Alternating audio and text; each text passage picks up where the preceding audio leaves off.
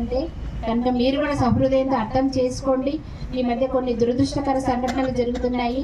అందరు గమనించాల్సింది ఒకటి, ఏ డాక్టర్ అయినా సరే చేతుల పేషెంట్ని చంపుకోవాలని చూడరు.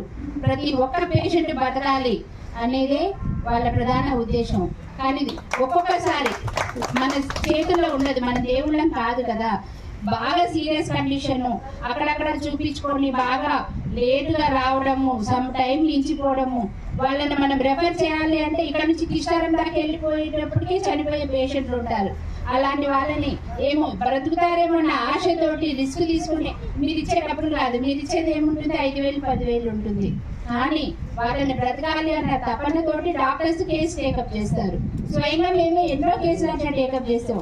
ఎందుకంటే రెఫరల్ చేసే లోపల వాళ్ళు అంబులెన్స్ ఎక్కే లోపలే చనిపోయే పేషెంట్స్ ఉంటారు.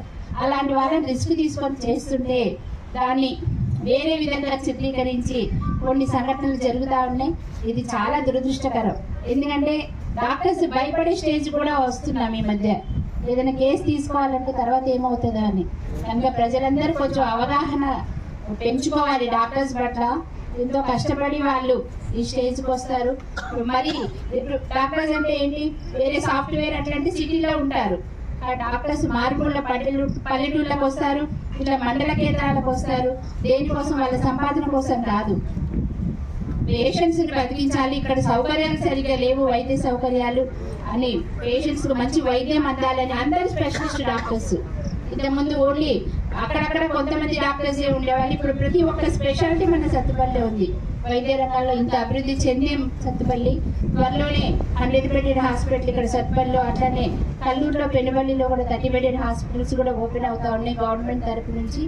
మన బాధ్యత, సమాజం బాధ్యత ఏంటంటే నిజమైన డాక్టర్స్ని మీరు గౌరవించి వాళ్ళని కాపాడుకోవాలి.